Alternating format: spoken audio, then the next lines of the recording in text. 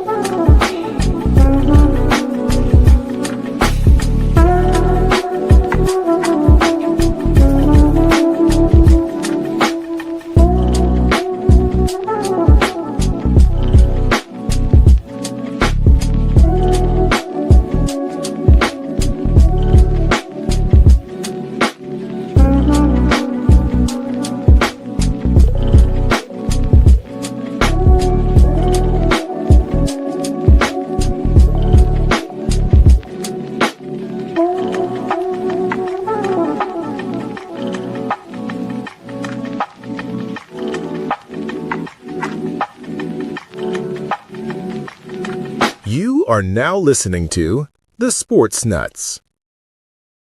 And good afternoon and welcome to another edition of the Sports Corner Show. My name is Ralph Williams along with my co-host Smoki and Jim Frazier by phone.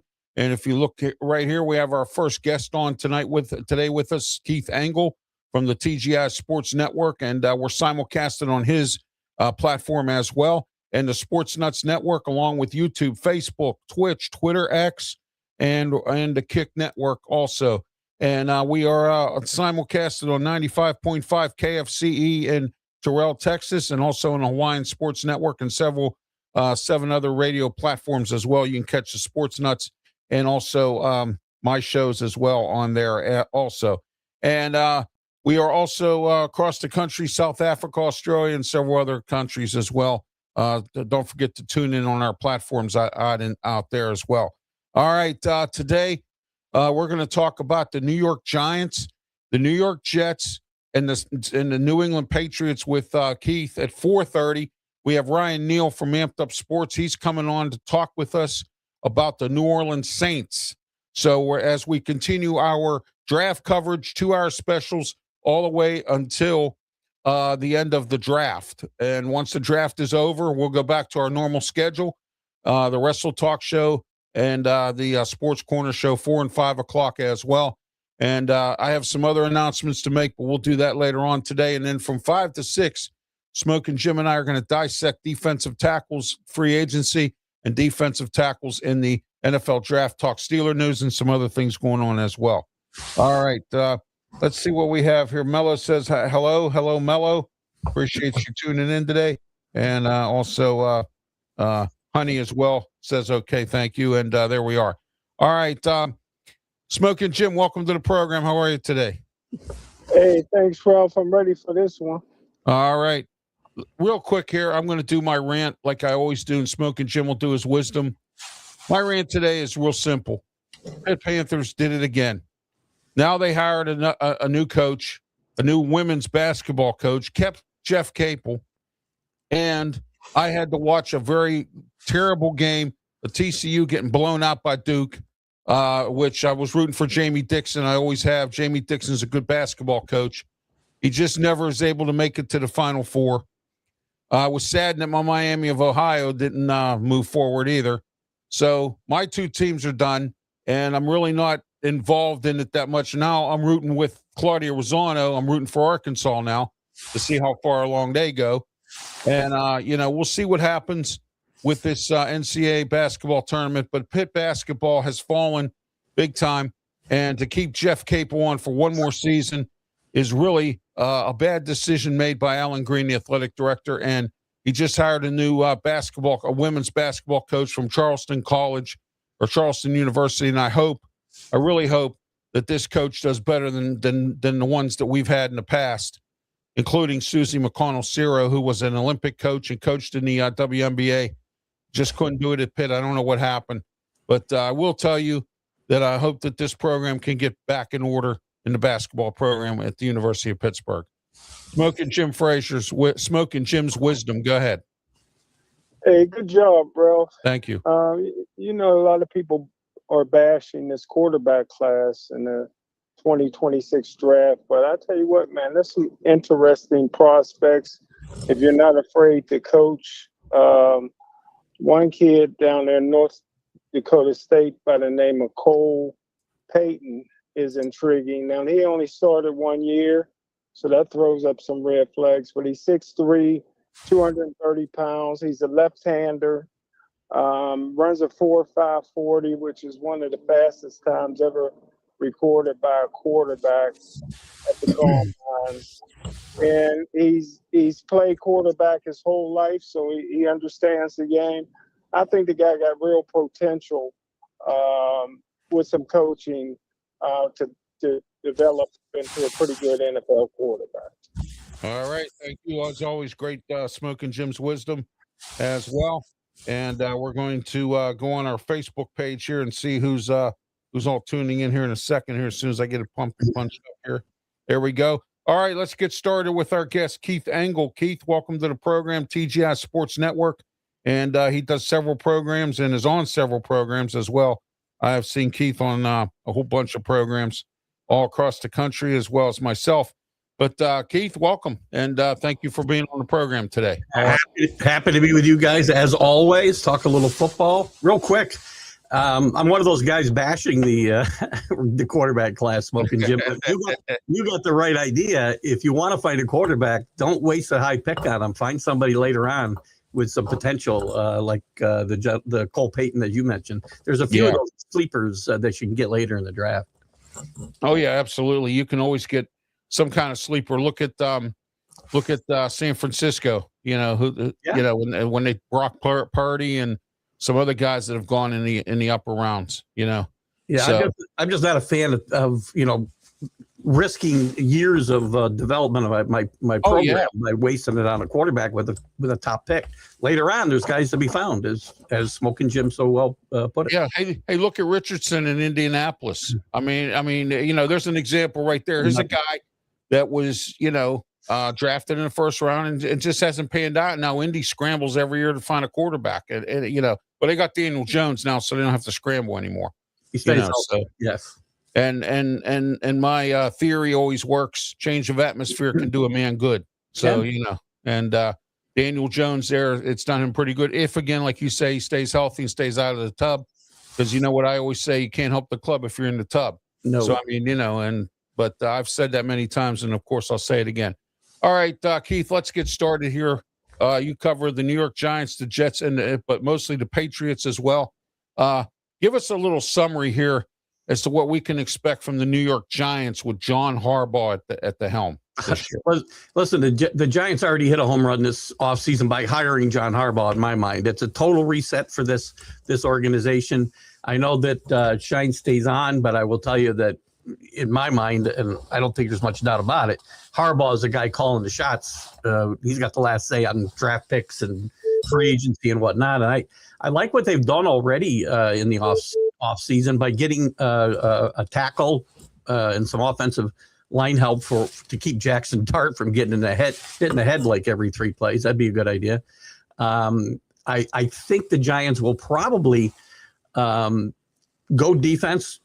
And with their first pick, probably Sonny Styles is a guy to look at. Caleb Downs, 2 guys from Ohio State.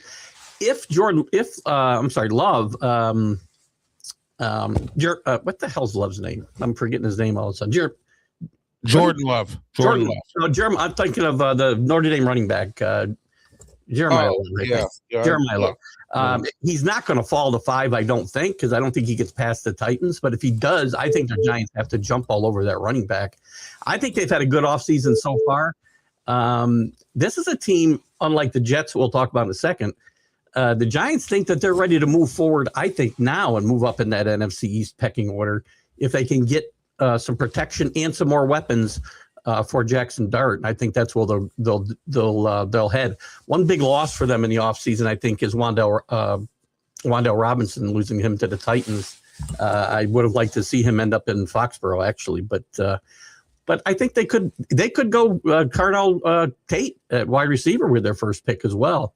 So there's a lot of directions the Giants could go, but the biggest thing they did was Harbaugh changing the entire culture. We saw this in New England. What happens when you bring in a coach that has a culture that he wants to instill and people buy in? Things can turn around in a hurry, and the Giants could be in that situation, in my opinion.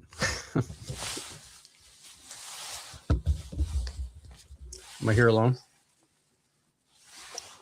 I can hear you, Keith. You still there, Ralph? I think we lost Ralph for a second. I'm not sure what happened to Ralph. Well, let me ask the question. Sure. Okay, I'm sorry, Smoking Jim. Okay. Yeah, I was tending to something. I had an emergency I had to take care of here. Oh, hope everything's all right. So I'm sorry. Go ahead. I'm back. Go ahead. Okay, I was going to ask Keith a question. How happy would the fan base be in New York to have Jeremiah Love and Scatterboo token that rock for you? I think that would be a great 1-2 punch. Harkening back to the days of Tiki Barber, and I'm trying to remember his running mate when they had Thunder and Lightning or whatever they called it in New York. I think the fans will be very happy. Again, not being a huge Giant or Jet fan myself, but having all these people, their fan bases are all over my shows and my sites and my life here living in upstate New York. So I think they'd be very happy. Fans always want skill position players anyway, right? Smoking Jim, they don't fall in love with the guys in the trenches that really are important on the offensive and defensive lines. They want to see skill position players. And if Love should slip to 5, I don't think he will. They'd be nuts to pass him up, I think. He's the only running back really, I think, worthy of maybe the first 2 rounds in this draft.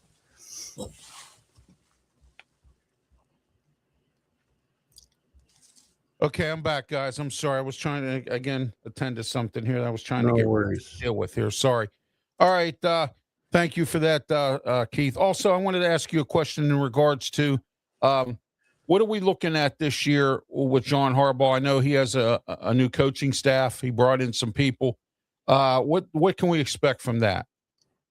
Again, similar to what happened in New England last year with the staff changes there. I think you'll see a total culture change, more accountability being held, and you've got a guy with a track record. I mean, again, maybe he ran out of gas in Baltimore, and after a while, guys start to listen. But you can't find a lot better track records for 18 years than John Harbaugh's. Maybe they would like more Super Bowl championships, but I can tell you, it reminds me a lot of the Tom Coughlin hire. They're not different. They're little different personalities, obviously, but I think that culture change that you're going to see in New York now is going to be huge, and I think you're going to see the Giants make a major step forward, maybe as soon as this year, assuming Jackson Dart stays out of the hospital. Yeah, there you go. And Scatterboo comes back. That'll be great. Comes back, and he can stay healthy as well, right? Yeah. That's whether they get Love or not. Scatterboo's still a great weapon, but he's got his style of play, man, is and it's hard to unteach that, right? And that's what's made him successful. And I'm just not sure how long he's going to play in this league, playing the way that he plays. All right. Okay. Keith, New York Jets. What can we expect from them? I know, Aaron Glenn's the head coach up there. You can't really expect much from them, but, let's go into what can we expect from the Jets this year? You think you see any improvement there? No, or anything else? Unlike the Giants, I think the Jets, and I think they've accomplished what they wanted to accomplish in this offseason. They did bring in a new quarterback, but not one that's going to win too many games, right? They bring Geno Smith back. Geno's probably better than the 2 quarterbacks that they had. Justin Fields, who you saw plenty of in Pittsburgh, has been moved out. Tyrod Taylor may stay as a backup, but their quarterback now is Geno Smith. They don't want to win a lot of games this year, and I think that's pretty obvious by some of the things they've done in the offseason. They want to be in position to get a quarterback next year when I think and looking a year ahead. Yeah, I do like next year's draft, but looking ahead, this year's draft looks pretty good as well. So that can change. But I think the Jets are in a position where, they're not going to outright say they don't want to win games, but I think they don't want to win. They don't want to go out and win more than 4 games, maybe. 4 games, right? Yeah, it seems like they want to stay in that top 5 position every year in the draft, and then they don't. They end up drafting somebody that don't work out. Look, they've got very good draft positions this year, and I think personally, I think they'll go with Averill Reese at that 2 position, another Ohio State linebacker, and at 16, if I hear a lot of talk about Ty Simpson because he had a great combine, but I'm not a big, as we've talked about a couple of times already in this segment, I'm not a big fan of the guys at the top of this quarterback class. Yes. I know. Yeah. Ty Simpson is a guy I might take a chance on in the 3rd round, but not at 16. And a lot of talk about the Jets doing that. If I'm the Jets, if Jordan Tyson is still there from Arizona State, wide receiver, and he's a guy I would take a look at. Omar Cooper from Indiana might still be there. A guy I'd take a look at if they're there. And that's where the Jets have to go. I think they're building for the future. They don't think they're ready to win now, obviously. Right. And I think they want to put together a team that is just bad enough to keep them in those top. And keep them in the hunt for next year for a quarterback. I got it. And maybe Arch Manning falls in their lap next year. Right. I see. That's what they're thinking. All right. Smoke and Jim, any questions for Keith about the Jets? Yeah, just real quick, Keith. I believe I heard a stat about the Jets that I don't think that ever happened before in the National Football League. I think their secondary went the whole season without getting an interception, and then they brought in a couple free agents in the offseason that can intercept passes as well. Do you think that Aaron Glenn is in over his head coaching the Jets? You're right about the stat, number one. They are the first team ever to go 17 games anyway without an interception, and that's pretty bad, especially with the number of time guys throw the football today, right? I was shocked when I heard that stat late in the season. And your question about Aaron Glenn, I'm not sure yet. I think we need to give him a little bit of time, but in the NFL, you don't get a lot of time anymore. There's no 5-year plans, right? You turn things around or show improvement in a couple of years, or you're going to be out of here. I like their hire of their offensive coordinator in Frank Reich, but that's a guy that Aaron Glenn may have to look over his shoulder. If he gets in trouble, right? Yeah. He's been head coach in this league. He's a really good offensive mind. Yes. But I got to give. Did what he could at Stanford. I'm actually quite surprised he stayed in football because he told everybody, he told Andrew Luck he was done. He was just going to do this little Stanford thing and then 1 year. Be done. Exactly. Yeah. And it turns out he's back in the league. So, we'll see what he does. As far as patience with Aaron Glenn, I don't know how the Jets can really, kind of punt the season and then fire the head coach because you don't win many games. I think you're going to have to give him a 3rd year if you're approaching this season the way that it looks like they are, right? And getting ready for Arch is, I see John Gonzalez was talking about. John Gonzalez made a comment, but here's one here from Malton. He says, did you know the Texans are the best team in the NFL? Yeah, Texans have a good football team. They do. I think the problem with that comment is the best team in the NFL. I don't think there's anything that points towards that. It's okay. If you're a Texans fan, I get it. You should think your team is the best. But we have a lot of fans from Texas here from KFC Radio. Yeah. So you got the best defense in football. I can tell you that. And if you put some offense together, I don't like the way they approach their running back situation. They keep bringing in running backs who are about used up, right? They did it with Mixon. They did it with Chubb. Now they're doing it with Montgomery. They just need to get more help. They keep on bringing those guys in. I wanted Chubbs with the Steelers. I thought they should have brought him in, but you know what? If he's hurt, if you're in the tub, you can't help the club. So I mean, But Jets to show the answer to 2 and 15. Pray for Arch. John's right there. The Jets might trade down with the right offer. They got a lot of draft picks. That's possible too. Again, knowing what they're trying not to accomplish this year, it is possible they trade down and gather more draft picks. It's entirely possible. Oh yeah, absolutely. Okay, let's go into the New England Patriots, who went to the Super Bowl this year with Mike Vrabel. Your thoughts, Keith, on the New England Patriots? That's your team.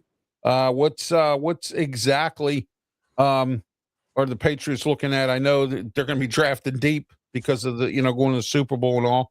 But what do you see the Patriots looking at this year? Patriots have a couple have some positions to fill. You saw that the offensive line is still not up to snuff, and they made a signing of the guy's name is escaping me from the Jets right now. I got the wrong page up here. Let me pull this up real quick. They picked up what is this guy's name? God, don't get old, because this is what happens to you. Your mind. Yeah, you got that right. Vera Tucker. He's kind of a high ceiling, maybe a deep floor signing for 3 years for $14 million to try to bolster that offensive line. They brought in Draymond Jones for an edge rusher, because they did lose Chasson to I think the Redskins, team formerly known as the Redskins anyway. Right. So I think they're going to be looking. They'll be looking offensive line, but they need tight ends. Hooper's gone to Atlanta. I like Hunter Henry, but they like to run that 2 tight end set. There's a kid out of Oregon named I think Sedecue, something like this, who's really, really good. They might be there at 31 when they draft. If somehow Mesidor, the edge rusher from Miami, the other edge rusher on the other side of Ruben Bain, should slide to 31. He's projected in the 20s right now. They'd have a hard time passing up on him. There's been some recent chatter about Jacob Rodriguez from Texas Tech, the kind of freaky linebacker. He's a little bit older for a draft pick, but he's a guy that they'll probably take a look at. And wide receivers is a place they need to upgrade as well. They did sign Dobbs from Green Bay, but Denzel Boston from Washington is a guy to keep an eye on with that first pick for the Patriots too. So I would look for them to focus on offensive line, wide receiver, and probably edge, maybe another edge rusher. All right, Smoki and Jim, any questions for Keith about New England Patriots? Yeah, Keith, do you see New England taking a step back this year, or do you think they'll push again for the Super Bowl? They'll be a contender, Smoki and Jim. This team could very easily improve this year, be a better football team, and win less games because they're going to have a harder schedule. Obviously, we've heard endless talk about the easy schedule that the Patriots had last year. You can only play the teams they put in front of you. But it'll be tougher this year, but this team should improve. There's no reason Drake May should not improve. Again, I want to keep him out of the emergency room as well. So they got to improve that offensive line and get him some weapons. He played really well last year. Had a bad game in the Super Bowl. That doesn't wipe away everything that he did. Playing against, I get it. It wasn't a great schedule, but a lot of those teams that they were playing that they would have lost to 2 years ago, no matter how weak the schedule was, they were beating up on them pretty good. So I think this team, to just get a little more succinct, Smoki and Jim, will be better. Will be better this year, but win less games but still be in contention for a playoff spot and hopefully another run at the Super Bowl. All right. Don't forget this Saturday, the Saturday Sports Show with me, Ralph Williams, Pensman Sports, and also Brian Pettit and Leo Haggerty. Our guest is going to be Ray Cruz. Ray covers the Jacksonville Jaguars. So he'll be on with us this Saturday, because what I'm doing now is I'm getting guys on Saturday that I can't get on Tuesday to cover my 32 teams that I promised we were going to try to cover this year for the NFL draft. And I'm working on getting Jerry White, who is a friend of the Sports Nuts Show, getting him on to talk about the Buffalo Bills. So we got some top-notch people coming on here from across the country and all the different teams. We've already covered Seattle, Baltimore, Washington Commanders, Cleveland Browns, the Steelers. We've already covered, and now New York, the 2 New York teams, New England. We've also covered some other teams as well, and on our way to the 32. So, Seattle Seahawks, we've already covered. We've had Bo Crouch on. We had David Alexander on from Amped Up Sports to cover the Chargers and the Raiders. So we've had some guys on here, and Ryan Neal's coming on today at 4:30 from Amped Up Sports to talk about the New Orleans Saints and what they're going to do this year. I don't think the Saints did pretty good, Keith. Don't you think for with Kellen Moore this year? They were in games. They were in games, and they may have found a quarterback. Again, he's not going to be at the top. Likely not going to be at the top echelon of NFL quarterbacks. But I think he showed in the 6 or 7 games that he started that he can be a functional NFL quarterback. I like Shuck a lot. All right. Thank you, Jerry White. Yes, I will be in touch with you, Jerry. I have your information. I will be in touch. We're going to have Jerry come on. He covers the Buffalo Bills. So Jerry White tuning in today. So I want to thank him for being on by way of Facebook. And we're also on the Sports Nuts Network. We're on simulcasted today on TGI Sports Network, which is Keith Engel's network. Keith's also on another network he can tell us about a little bit as well. He does some shows with. The McGrath Podcast Network. It's what evolved from Northeast Streaming Sports.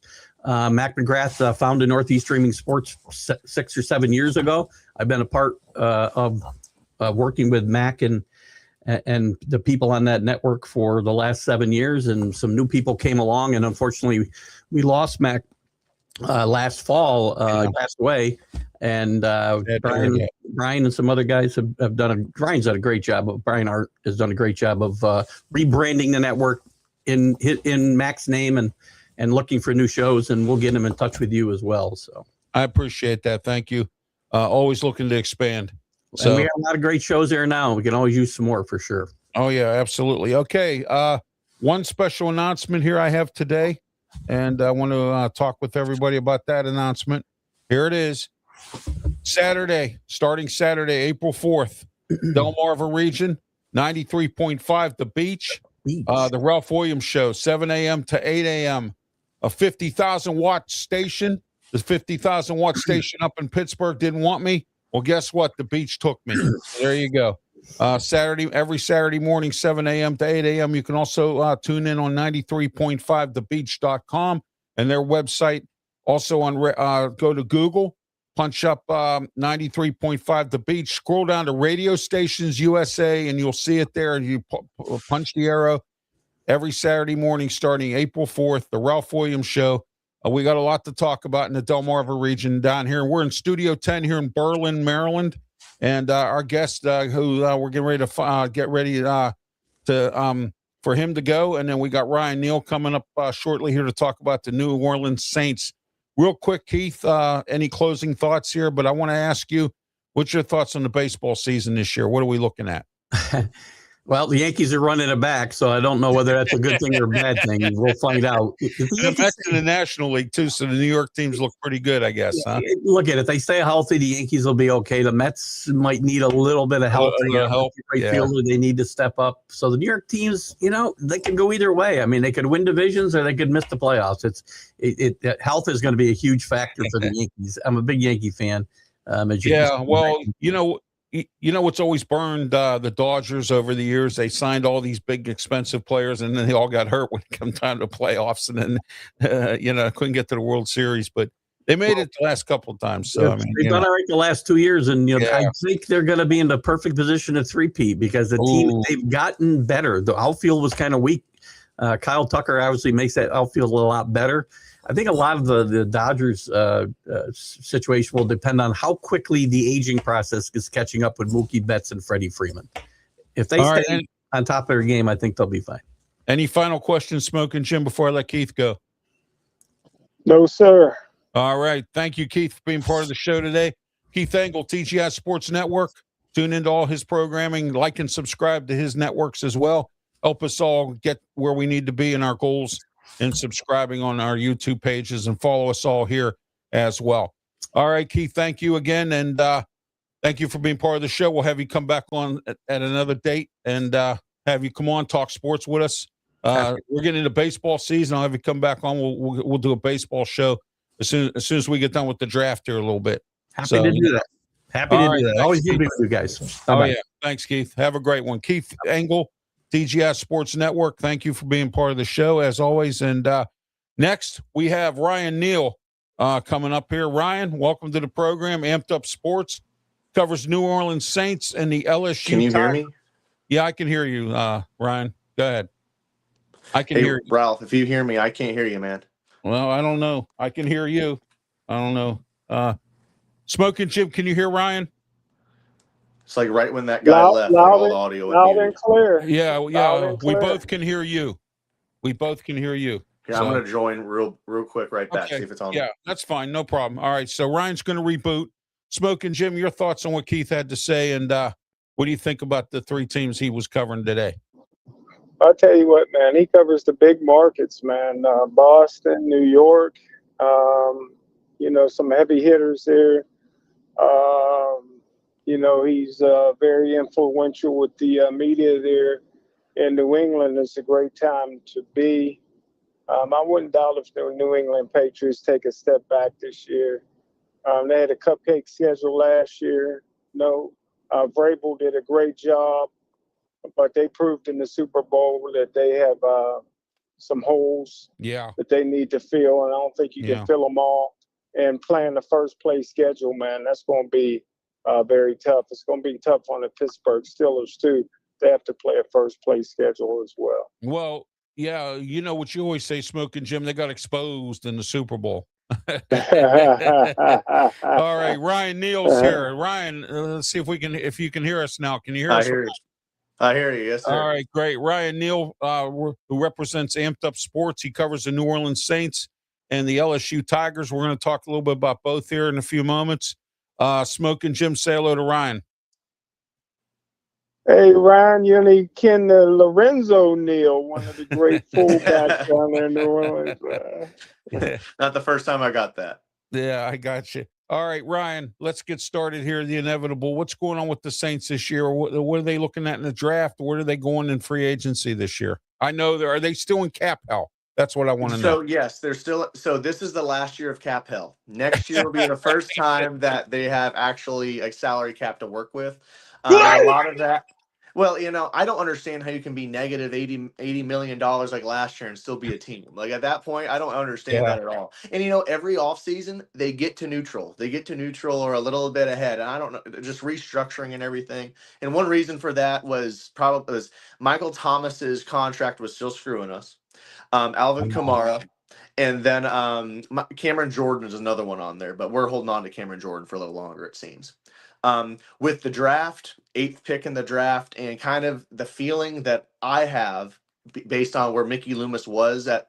Mickey Loomis was at LSU's Pro Day a couple days ago, and it makes sense, just proximity, to be god honest. And then there's a guy there called Mansour Delane, who in my opinion was the best defensive back last year in college football, and that is bias because I am an LSU fan. But he was locked down. You threw his way, you were not catching the ball. It was complete lockdown, a bright side on the defense. And then there's another guy there, which is something that the Saints need with losing Demario Davis to the Jets, and that's Harold Perkins, another guy, another see ball, get ball linebacker that could be helpful in a really good position or a really good get in the 2nd or 3rd round for the Saints if they choose to. But there's a lot of holes to fill.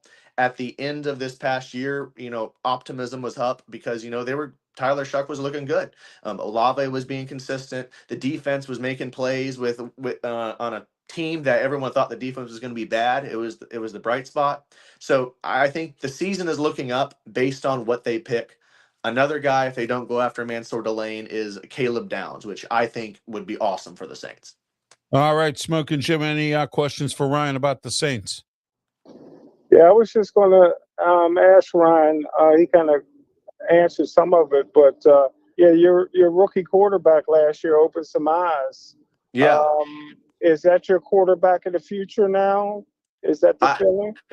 I say he is, but the thing is like there's a good and bad thing with drafting a 26-year-old quarterback. One, he's experienced. Duh. Like, there's like a joke that if you were in college for 5+ years, you should have been hopping on Indeed to get a job resume going.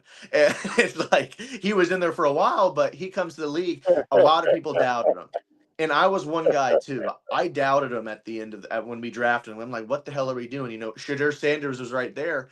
And it seems like, Mickey Loomis and them kind of made us put our foot in our mouths, because this guy at the end of the season, he figured it out, and he was being consistent. He wasn't making mistakes, and it really looked like he was a 26-year-old quarterback. And so if he did that his first year, you get some pieces around him. He made some chemistry with the wide receivers. You're bringing in some new guys. I think they're on the up. I think they're on the up, and I think the rest of the NFC East, yeah, the NFC East is going down a little bit with the Falcons, the Bucks, and everybody else somewhat. All right, I see you have defensive coordinator Brandon Staley. That's not a bad hire. Not at all. Brandon Staley, he was the head coach. Correct me if I'm wrong. I think he was the head coach with the LA Chargers, I believe. Yep, at one point. Right. Yeah, and it didn't really work out for him, but he's a great defensive coach. And I see here that he's the defensive coordinator. I was going to ask you about the coaching staff. And Scott Tolzien is quarterback's coach. I mean, I think New Orleans might just, like I said, compete this year like they did last year. They were very competitive, despite the fact that they didn't have the talent that they probably could have if they weren't in this cap hell. And do some kind of good scouting and better drafting and free agent signings and all that stuff. And, watch your salary cap and all that stuff. One good thing with the Steelers is we have Omar Khan, the numbers cruncher. He's one of the best in the business at handling the cap. So, supposedly he is. I mean, as they say in police business, allegedly. So, I mean, so anyway, but he's one of the best in the business at handling the salary cap. And I think New Orleans dropped the ball, as they say in football, by not being able to do that as well. But it's just been like with the Saints and drafting 2017. That was when in one draft the Saints got Kamara, Lattimore, Ryan Ramczyk, and then I think there was another guy in there. It was just four, like you hit on four superstars in the draft, and ever since it's just been like, oh, first round, we're going to go get Marcus Davenport. It's like, what? And then so it's just kind of been, since then, it's kind of like every draft we get one guy who's decent. Or we get a guy in the third round called Zach Bond, and then we trade him away to the Eagles, and then he becomes one of the best linebackers in the league. So that's kind of where that's kind of the overarching theme with the Saints in drafting recently. However, I will note that this past draft cycle, they did really good. Sanker at safety, awesome get. You've got Quincy Riley from Louisville, who's been great, he's a consistent starter for us. Then you got Shuck, who's been doing awesome. And you have Stutzman at linebacker, who had some up and downs this season. I think they're improving on scouting and picking players. And I think this draft, just with how much capital they have and where, I think they're really going to go off. All right. Ryan, I'm sorry, Smoki, Jim, you have any more questions for Ryan about the Saints? No, I don't. Okay. Ryan, you cover the LSU Tigers. Yep. That's my team. Spring practices are going on. I don't know when your spring game is. What is LSU looking like this year? Are they going to be, did they lose a lot of guys because NIL, or were they able to gain, or to paint a picture, I can't tell you what it's going to be this year, because the entire offense, I think there's only two or three players in the entire offense returning. And everyone else left. It's a completely new team. Yeah. Going up and down the full roster. Like, the good news is LSU kept the guys they needed to. Trey Green, the 6'7" tight end who's been awesome in the red zone, they kept. They went and kept the guys on defense that they needed to. And the biggest thing in the entire offseason to me is they kept defensive coordinator Blake Baker. And that was the biggest thing. They kept him from going to Tulane, and people, LSU fans at least, and the staff don't cherish that as much as it was, because he was, I think, one of their LSU's defense kept us in every game last year. Every single game. Our offense is the one that lost us every game. And so with Lane Kiffin coming in, here's an improvement on the offense. Here's a bunch of guys who, in all due honesty, a lot of them I never heard their names before, and then who are coming in from the transfer portal. But then there's some really big names like Trey Brown and some guy. I can't remember. There's so many of them. I'm not lying. Offensive coordinator is Charlie Weiss's kid, Charlie Weiss Jr. is his offensive coordinator. That's a great one too. Smoking Jim, Charlie Weiss Jr., the offensive coordinator in LSU. Yeah. Oh, that's amazing. That's amazing. Man. The son of I tell you what, Charlie Weiss was a good offensive coordinator, horrible head coach at Notre Dame, though. And then another notable hire is the running backs coach Kevin Smith, who's been awesome. And at Ole Miss, he came over from over there, and he's a notorious running backs coach for them. Yeah, I see that there, Kevin Smith. Yeah, okay, yeah, and then Joe Cox is not a bad hire either. Tight ends offensive coordinator. I've heard his name in several. I'm not complaining. I'm not complaining at the hires. The thing is with LSU, Dane Stevens. Dane Stevens. I've heard his name around in circles. Oh my gosh. Wow. Yeah, like that's the thing is, we brought in Lane Kiffin and then we basically said, whatever you want, have it. And he said, all right, this, hey, I want this. Here's the money for it. We were I'll be honest, LSU NIL has really improved over the past 2 to 3 years, and they are going off in the transfer portal and being extremely competitive. And it really helps. Like, there's programs like Oregon who, they have a ton of money, but then it's like, okay, what do you have to show for? Oh, we have a Heisman from 2013. What else do you have? Like, oh, we don't even have a national championship. So, and then we look at LSU, LSU can say, we've won 3 national championships since 2000. We've had 2 Heisman. We've had multiple first-round draft picks, multiple Jim Thorpe Awards winner. You name a position, they've won the award at some point since 2000. So we have all this stuff and say, we have the staff, we have the facilities. All we need is you. And that's a great selling point. Oh, yeah, absolutely. Last week, I want to apologize to everyone. At the last minute, I had to shut the show. I couldn't have the show on. I had a family emergency that I had to take care of, and I apologize for last week for us not being on the air here, but we got the family emergency taken care of, and I just had something that came up here on the phone that almost turned into another one, and but we got it handled. So I just want to let everyone know I apologize for last week not being able to be on here to bring you the Sports Corner show, but we're back this week, and it was great to have Ryan on again this week because he was supposed to be on with us last week, and the guest that we had last week couldn't come on this week as well. All right, answer to Cole. There's my man Tim. How are you, Tim? Tim Collins. Good evening, gents. How are you?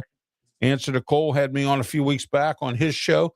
He does a really good talk show as well. Tune into him. Like and subscribe to all of our channels here, our YouTube and Facebook channels. Smoki, Jim, you have any questions about LSU for Ryan? Yeah, your quarterback from last year was projected to go in the first round, and then his stock dropped. Do you think he can play in the National Football League? And if so, what round do you think he'll be taken? I do think he gets drafted. That's the first thing, is because I'll be real, this quarterback draft is you can compare it to 2022. I think Fernando Mendoza is a reach. Personally, for me, I think Ty Simpson is the best pro-style ready quarterback, but even him, I think that's a stretch. I know that's a hot take, but it's at the same time, like, let's see what Fernando Mendoza does in the NFL, because I just don't see it. I don't know. It's just me personally. I can't see it. So there's not the quarterback talent isn't really there in this draft. So I think some teams are going to kind of take a chance. And, Nussmeier, there's some nepotism there, because who's the offensive coordinator for the Saints? I believe it's his dad, Nussmeier, because that's who he was at last year. Nussmeier is, yeah. So, maybe he's poking the bear there, saying, hey, let's draft my son in the 6th or 7th if he's there, and you have a backup. And, I don't know.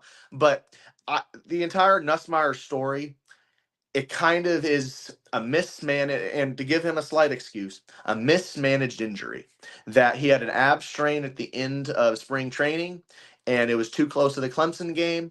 He really wasn't ready. They kept on playing him. They never sat him, and it just kept on re-aggravating the injury. And, I mean, he got sacked the most times in the SEC. We had the worst offensive line in the SEC, or LSU did. And I think he got out there and he knows he's about to get hit, so he's jittery, and he's a pocket passer, so he knows these guys are coming at him. He's scared, crapless, and then, he makes a bad decision or gets sacked. It's just, I think it was not a year made for him. Oh, yeah, absolutely. I know what you're saying there, Ryan, and sometimes that happens, and LSU went to play Clemson, and, we saw a pretty interesting season with them this year, so we'll see what happens. Lane Kiffin coming in, it's going to improve, but things take time. I'm excited, to say the least. As my friend Brandon Keeler always says, Rome wasn't built in a day. So, I mean, and the sports nuts, he always says Rome wasn't built in a day. And that's the truth. I mean, it takes time to build something. And he's with a new program, but he's bringing some of his guys with him. And I'm still using my Tomlinism guys, so exactly. I miss Mike Tomlin. I miss picking on him. You know what I mean? So But he's a character, though. Like, no matter what, like, he had a good. I personally, from an outsider to the Pittsburgh Steelers fan base, he had a culture in that locker room, and I mean, the Pittsburgh defense was always something to be fearful of. It always was under him, and he always kept that like as a pinnacle to me. Yeah, I know. I picked on him a little bit, but I had some fun with it. I'm sure it was good. We all did.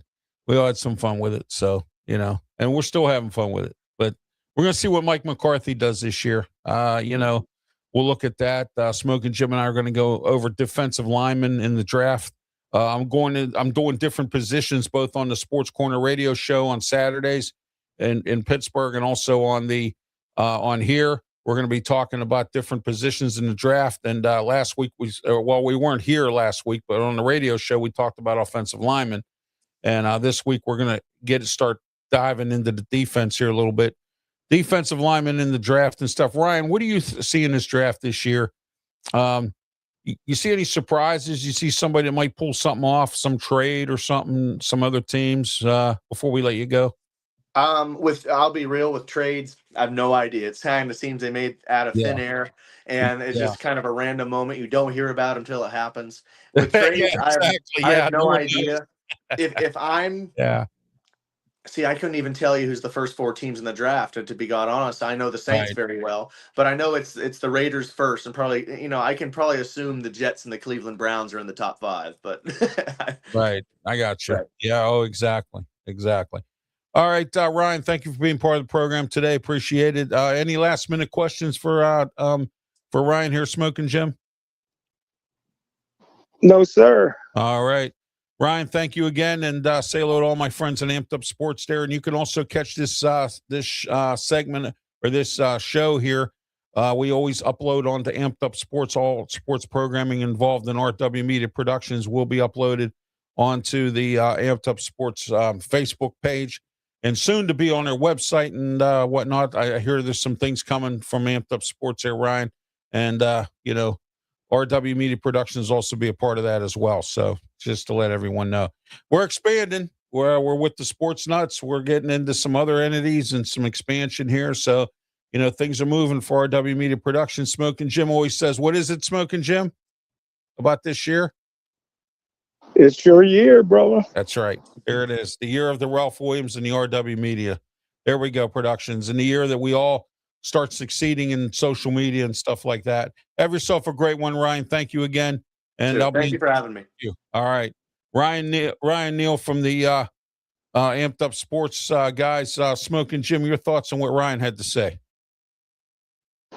I tell you what, man, he's enthusiastic about the New Orleans Saints and the LSU Tigers. And I think that, Lane Kiffin will turn them around till he quits, right? Yeah, exactly. You know what? That's something to be excited about.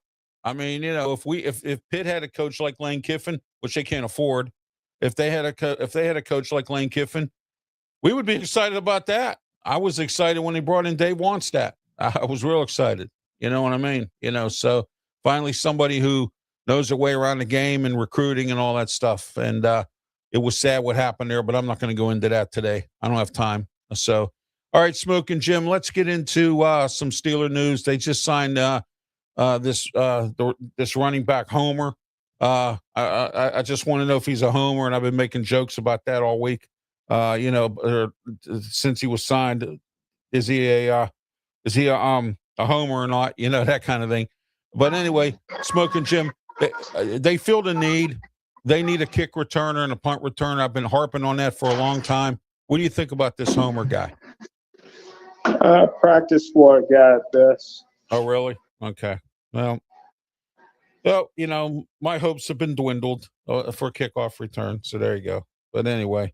All right. But anyhow, NFL, this is a report here from Steelers Now. saying that the NFL is considering a rule change after the DK Metcalf incident, Smoke and Jim. The competition committee, and then we're going to get into defensive linemen at the top of the hour here, free agents, and also the draft as well. But the NFL competition committee has proposed a rule change that might have seen Pittsburgh Steelers wide receiver DK Metcalf get ejected from his team's game against the Detroit Lions last year. The competition committee put forward 5 potential rule changes, Smoke and Jim, and 3 bylaw changes last week. These changes will be voted on. I believe this was last week. This was voted. No, actually, it was voted on today, earlier today, this morning. NFL owners in their annual meeting in Phoenix next week have to mull over one of 5 rule changes from the competition committee to allow the NFL league office to consult with on-field officials about potential ejections for flagrant football or non-football actions, whether or not the play was flagged by the officials currently, or the league office can only consult on plays where a flag is thrown on the on-field officiating staff. What do you think of this, Smoke and Jim? Go ahead. Read that again. I don't believe I understood most of it. All right. The NFL competition committee is proposing a rule change. They're having the NFL, they're having some owners meetings or some meetings with the owners. And the NFL competition committee got together and decided to make some rule changes after the DK Metcalf incident in Detroit. Okay. So the competition committee put forward 5 potential rule changes and 3 bylaw changes today. These changes will be voted on by the NFL owners at their annual meeting in Phoenix next week. This is reported by Steelers Now. And one of the 5 rule changes would allow the NFL league office to consult with on-field officials about potential ejections for flagrant football or non-football actions, whether or not the play was flagged by the officials. Currently, the league office can only consult on plays where the flag is thrown by an on-field officiating staff. It says, as you well know, DK Metcalf shoved a Lions fan, Ryan Kennedy, who's actually suing the Steelers and the league for his, he's actually filed a lawsuit in the first half of the game between the Steelers and the Lions on December 21st after Kennedy was heckling Metcalf. What are your thoughts on these possible rule changes, Smoke and Jim? Well, it's cosmetic. Anytime there's litigation involved, the NFL has to come up with something to make it look like the safety of the fans and the safety of the players are being taken in consideration. So I think it's more cosmetic than anything. It's not going to do much. I don't believe in the long run. What do you think? Well, you're right. I mean, I don't think it's going to do much, but we're going to see what the officials do, and whether they're going to enforce the rules or not. We all know the officials aren't perfect, like anyone else, and so I just think that the officiating has been bad in the NFL for many years, and probably will continue to be bad. Some penalties thrown in different directions and whatnot, and we'll see what happens. We'll see what the officials do. We'll see what the league does. See, that's the key ingredient here, Smoke. We got to look at what the league's going to do. What is the league officials going to do? Are they going to overrule on-field officiating, or are they going to let them do their job, or whatever? We're going to find that out as well. All right. Okay, Smoke and Jim, let's get into this here. We're at the top of the hour here. We're in the second hour of our new 2-hour special, or our 2-hour special. It's not new, but our 2-hour special. All the way to the NFL draft. Wrestle Talk will rejoin at the end of the draft. We'll indulge into also Smoke and Jim and I after the NFL draft. It'll probably be Monday, April 20th. Smoke and Jim and I will do a special WrestleMania post show. We're going to talk about what happened at WrestleMania, what's going on. We're going to do a special Wrestle Talk post show. That'll be on April 20th, so please mark it on your calendar. It'll be in the evening. I will give you the time for that as well. And that'll be the first Monday Night Raw after WrestleMania. And it'll probably be on around 7 o'clock because then we can jump into Raw as well for that. But that'll be the first Raw after WrestleMania. And that's always one of the most interesting ones, Smoke and Jim, is that Raw right after WrestleMania. So we'll be indulging in that and getting into all that stuff as well. All right, Smoke and Jim, let's get into it here. NFL defensive tackle free agents. All right, so we're going to indulge into that right now. Let me see here. Defensive linemen, free agents in the that are available as of right now. All right, let's see what we have. That maybe somebody can sign. The Steelers maybe could sign a few guys. They already signed one. All right, we have, edge rushers with Trey Hendrickson, Jalen Phillips is already, these guys have pretty much been signed. Malcolm Concy, Las Vegas, Michael Dana, Kansas City, Koita Pay, Indianapolis, Seattle, Boyle Maffey, interior defensive lineman, John Franklin Myers of Denver, Sheldon Rankins of Houston, the Calais Campbell is out there, unrestricted free agent. David Onamato from Atlanta, Daquan Jones, Buffalo, and Tremont Jones, Baltimore. Some other guys in here, Tampa Bay, Logan Hall, Mike Pennell, Chris Tonga, New England. What do you think, Smoke and Jim? What do you think if there's anything out there that maybe the Steelers can still improve their defensive line even more than what they have? What do you think? Yeah, I think most of the guys that the Steelers would be interested in have already been taken. Yeah, we know like Trey Hendrickson's already been taken. That list has pretty much been gone.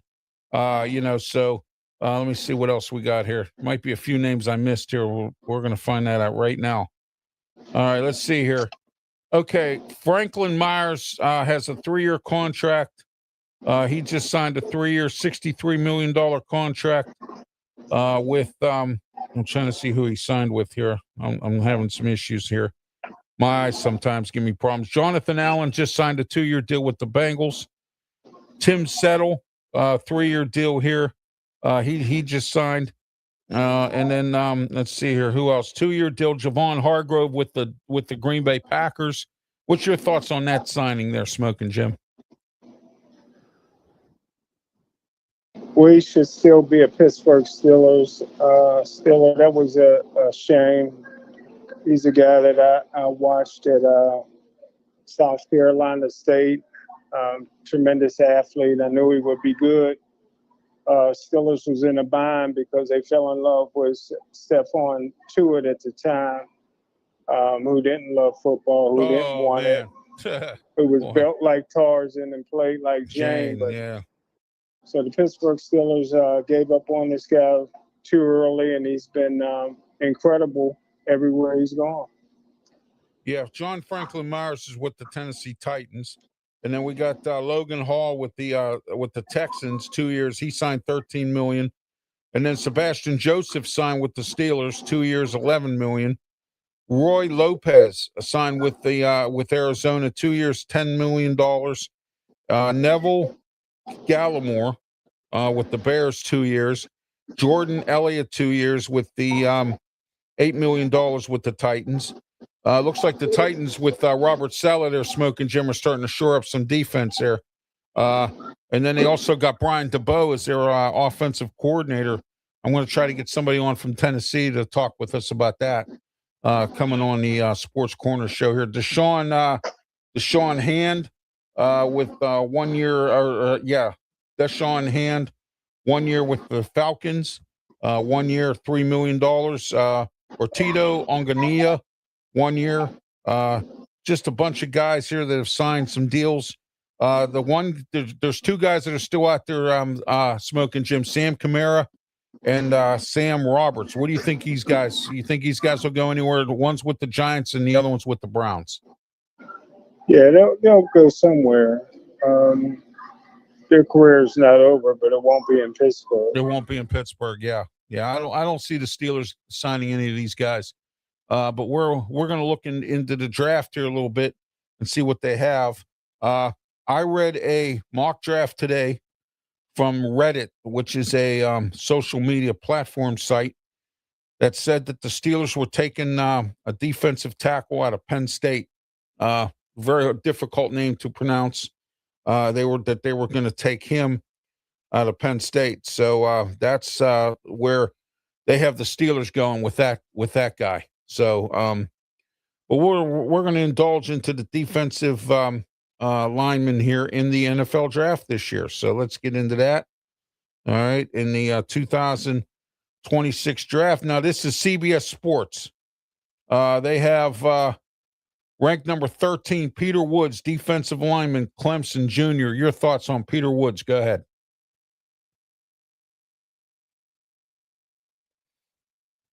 You there, Smoking Jim? Yeah, he's the real deal, man. This is a guy that he's not the tallest. He's about 6'3" or so, 320 pounds, 315 pounds, explosive, man. Runs a 4.8 40. Very, very dominant player. I'm not sure if he slides to number 21, but if he does, I think he fits the Pittsburgh Steelers mold, no doubt. All right. How about Lee Hunter, Texas Tech senior defensive lineman, 6'4", 330. It's a big guy right here. He's ranked number 21. Your thoughts on Lee Hunter? Well, the one thing about Texas Tech is they loaded up on their defensive line. And my philosophy is if you can't run, you can't play. Even though he's big, he would probably have to play nose guard because he doesn't run very well. Well, Cyberewski, you know what? I'm taking a collection, Smoking Jim, to get a webcam. So, if you want to know when he's going to get a webcam instead of being on the phone here, I'm taking a collection. You can help out. I mean, send your donation. Somebody, Cyberewski, wants to know when you're going to get a webcam and come on internet. And I said, well, yeah. I said, yeah. I'm taking donations. I'm starting a GoFundMe page to help you, Smoking Jim. There you go. Hey, thank you, brother. Thank you, brother. You're welcome. Josh Dorr checking in. Cyberewski, haven't heard from you guys for a while. Thoughts on I know what we're talking about here. Okay, never mind about that. Yeah, webcam fund. There you go, Cyberewski. There you go. It's going to set up a webcam fund for you, Smoking Jim. So All right, guys. All right, we're going to get back into this here a little bit here. Caden McDonald, defensive lineman, Smoking Jim. He is with the if I can see that, Ohio State. He's ranked number 25, 6'3", 326. Your thoughts on Caden McDonald? He's young, man, but the upside is there. Very young.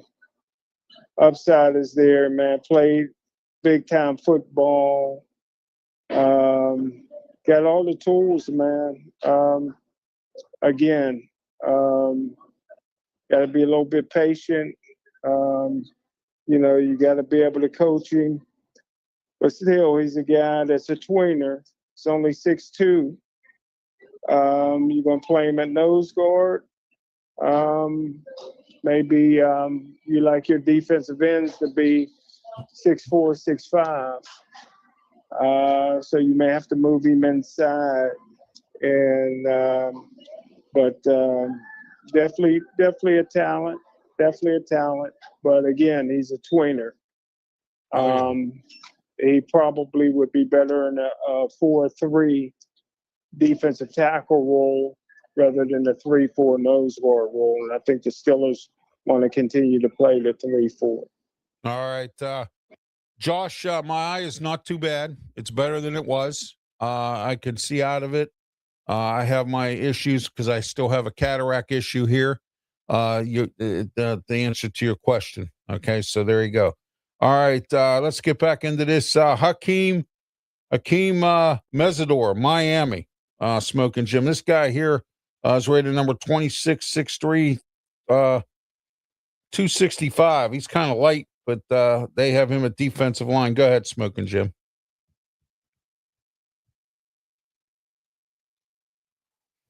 Smoking Jim, you there? Yeah, he was unstoppable in college football. He was quick.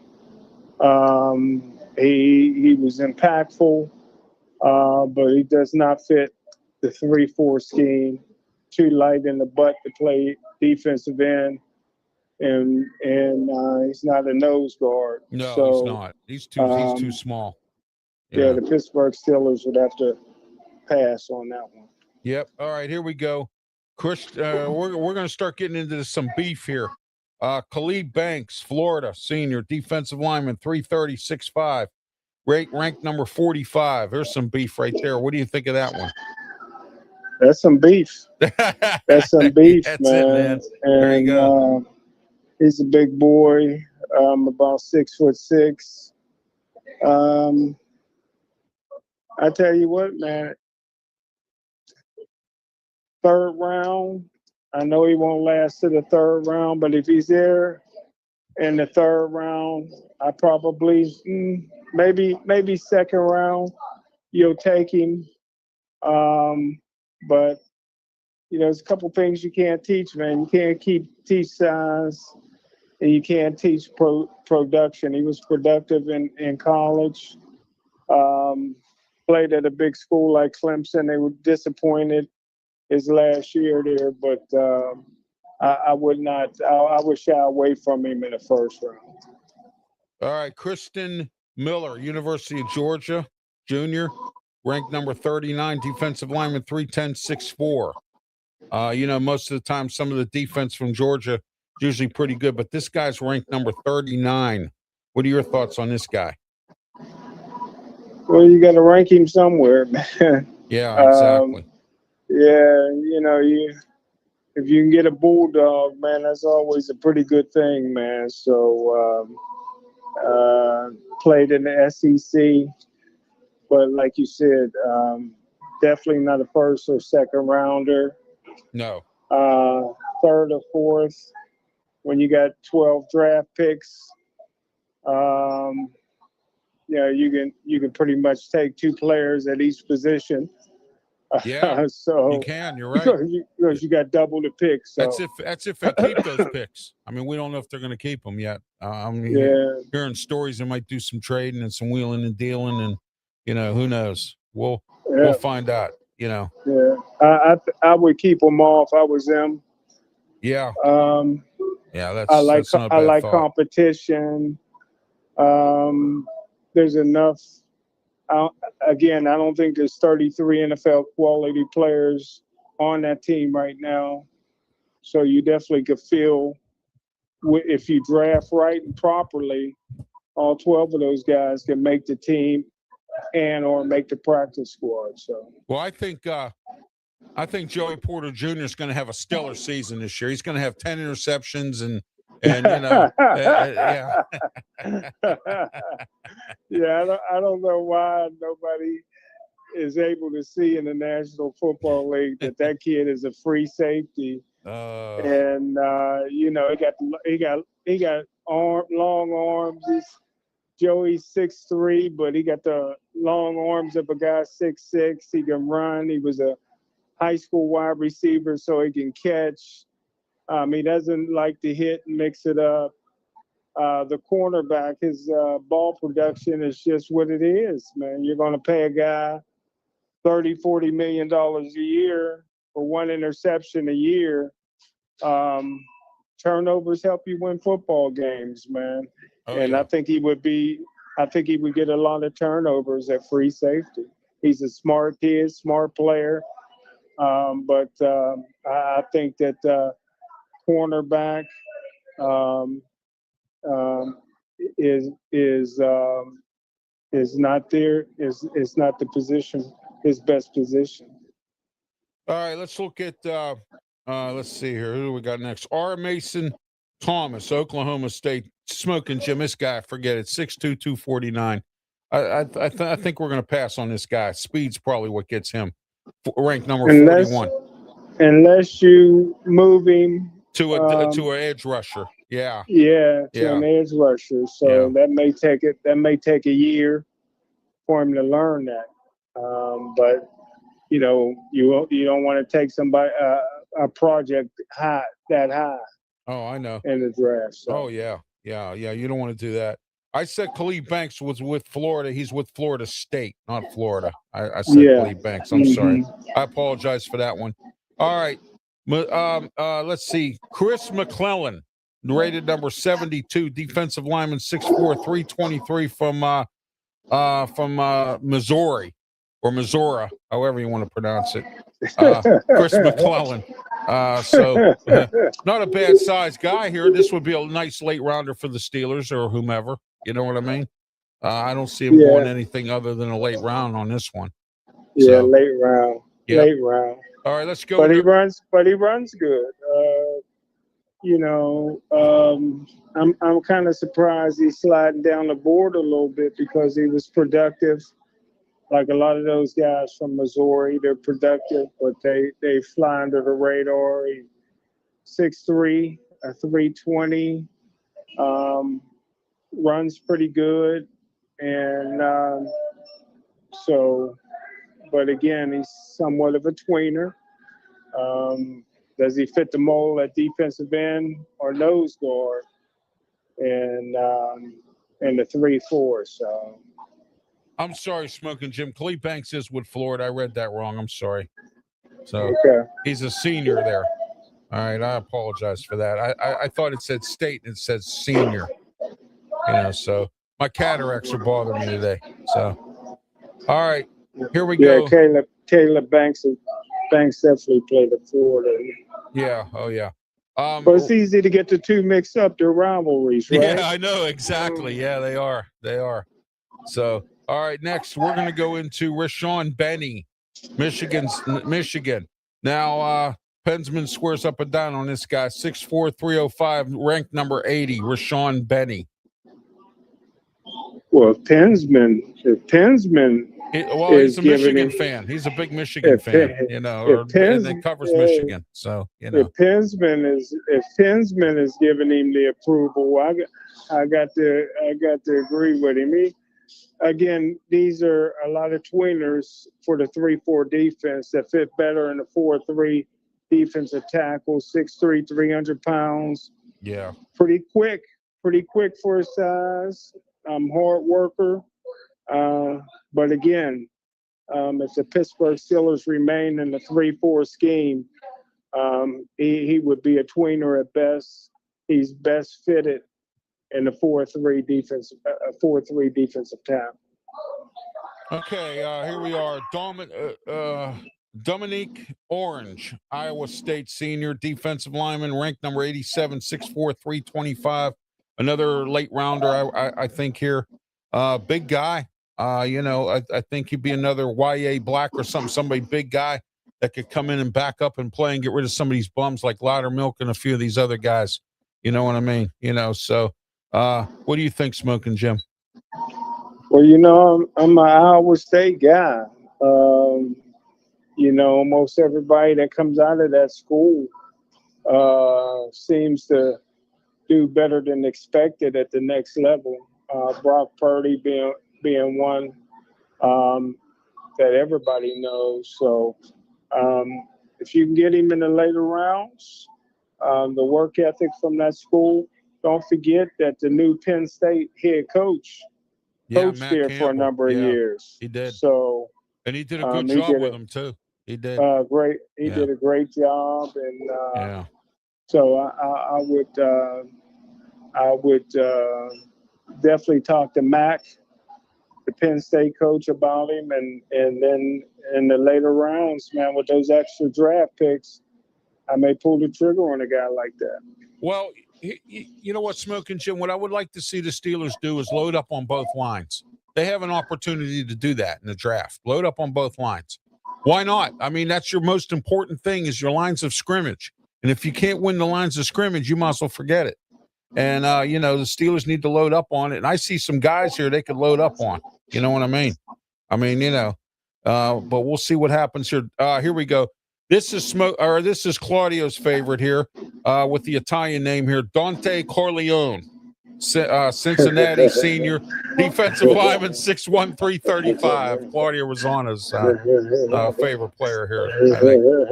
So who's the guy from Pitt that he passed away, but he played in the Super Bowl for the Ravens? Oh, you mean Tony Siragusa? Tony Siragusa. Yeah, I watched Tony play. I watched Tony play. So this is a nose guard. This is a nose guard all the way, a tough guy in the trenches. So you need those guys. I tell you, we need the Italian army to make a comeback. That's right. Franco's Italian army. Yeah, there you go. He may lead the charge. Well, those guys are up in heaven with the Lord. Some of them I know because I'm friends with the family. They're all up. Most of them are up with the Lord, or not even living in Pittsburgh anymore. So I mean, and I told you off the air about what's going on with the pizza shop. So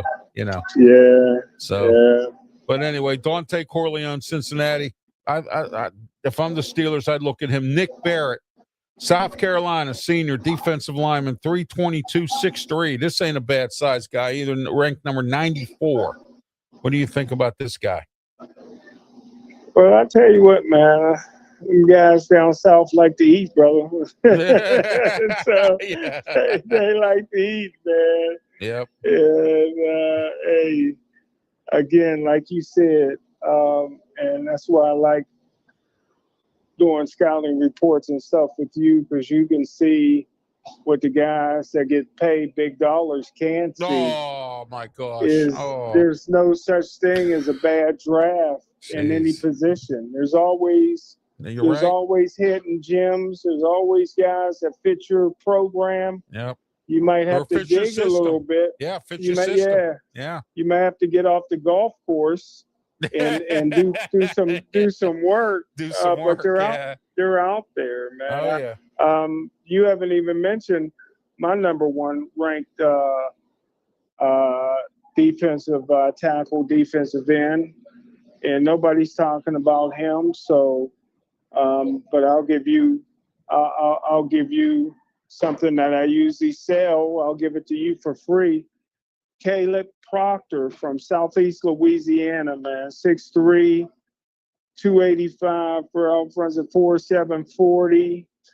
Cat quick, lives in the weight room.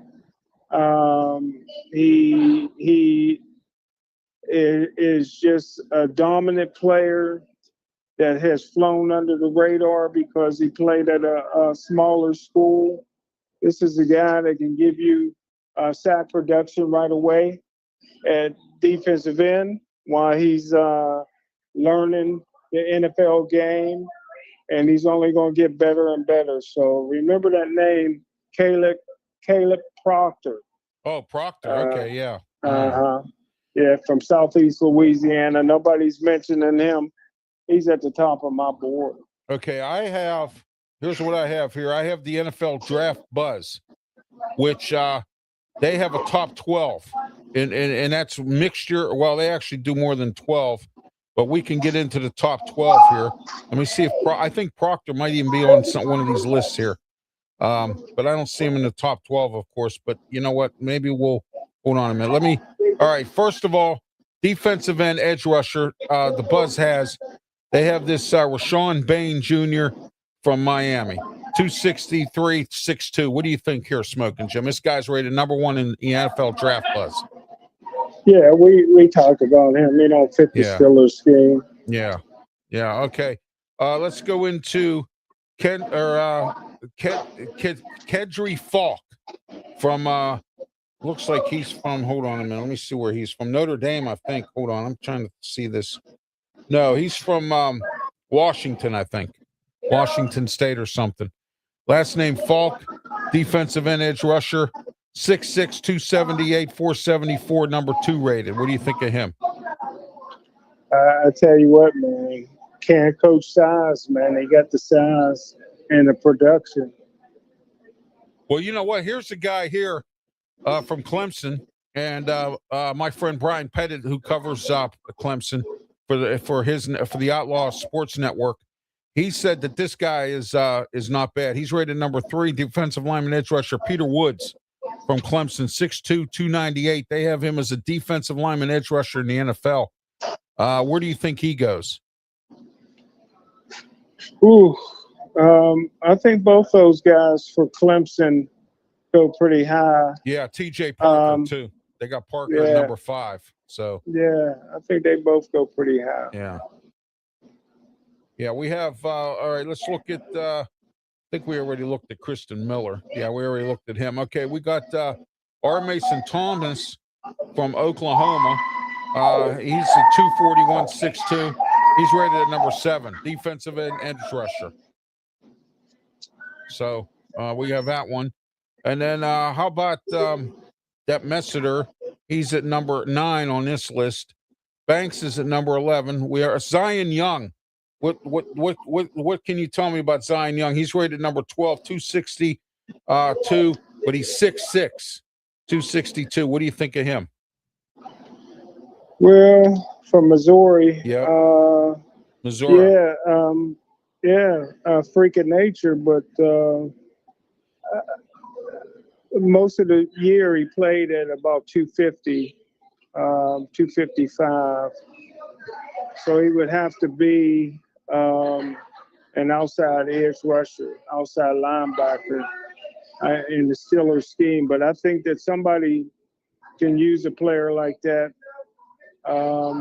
especially in a 4-3 defense. So I don't think he fits what the Steelers say they're trying to do, which is stay in the 3-4 scheme. Okay, we got Dante Corleone, number 17 on this list, Smoking Jim. Oh, that Dante ain't bad. Corleone. No, he's not. That ain't bad. Not at all. No, that's us. Claudio's guy there, Dante Corleone. That ain't bad. So I'll tell you off camera about Dante Corleone. Huh? I'll tell you off the air about Dante Corleone. So okay. All right. Okay. I'll tell you something off the air. So okay. All right.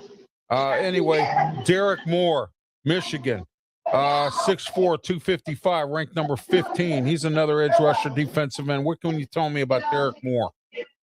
Hey, our guy loves Michigan players, man. So I'm a ride with him. Yeah, Pensman, about Derek Moore. So, but I don't know if he's related to Shamar Moore. Oh, my. So, all right, let's go into number. Here we go. The NFL buzz here. I got a number. Let's see. We already talked about this. Keon Crawford. Let's look at DeMonte Capehart, Clemson. Here's another one from Clemson. 6'5", 313. Looks like Clemson's defense is going to be decimated this year. Smoking Jim, what do you think? Well, they didn't win much with him. Yeah, I know. It was probably Clemson. A lot of people thought they were national champions this year. Yeah. And it just fell apart. I was at the first game this year. Two disappointing teams that looked like they were both going to be great. LSU and Clemson, yeah. Clemson and LSU first game is sold out, man. I've never seen the environment like that. They're fighting over the name. Both of them call their stadium the Death Valley. So they're talking about who's the true Death Valley, and they both have first-round draft choice quarterbacks that's now probably be available in the 7th round.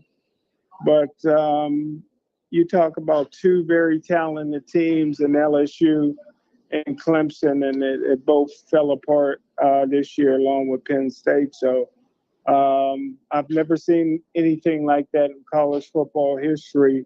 So many teams at the top can't miss playing for the national championship, and it just fell apart. Oh, I know. It was so bad this year. They actually had James Madison in the playoffs. I mean, that's where it was this year. I mean, and Notre Dame didn't even participate because they got mad. But you know what? That's what happens to you when you have an easy schedule. You know what I mean? I mean, Notre Dame had an easy schedule. It's all about strength of schedule too sometimes. But I mean, and all right, we already said about Chris McClellan. Let's go into Grayson Halton, Oklahoma, 6'3", 293. Your thoughts on this guy, Oklahoma, number 28 ranked? and the NFL I does. tell you what, man. Like the size. That is a good size. Yeah. Like the production. Like the school. Oklahoma always has good defense. They always do. They always, always, yeah. man. They're a run to football. They're a run to football defensive school. That's what they've always been like that. That's always been their that's always been their forte. But here's the problem we have here is only 6'1". Yeah, that's the problem. Yeah. Now he's super fast. He's quick. He's about 40 guy, but and he's strong. But he's more. You want to put him in a 4-3 defense at tackle. Maybe you got another Aaron Donald. Yeah, but if you put him at nose guard, he'll get buried. Oh, he's undersized for nose guard. Undersized. Yeah, and he's not a 3-4 defensive end. So no, not at all. He's Aaron Donald defensive tackle. So a 4-3 defense ought to take a shot on this kid. Well, like you said, you hope he don't quit on his team. Yeah. I love it, brother. You always bring that up when Aaron Donald comes up, and especially when Luther talks about him. You always bring it up, and it's so funny. You know what I mean? It's so hilarious. He quit on his team and walked away, and yeah. All right, here we go. Snyder, Gil Howard, Skylar, Gil Howard, Tennessee. Your thoughts on this guy? Well, talk about another disappointing.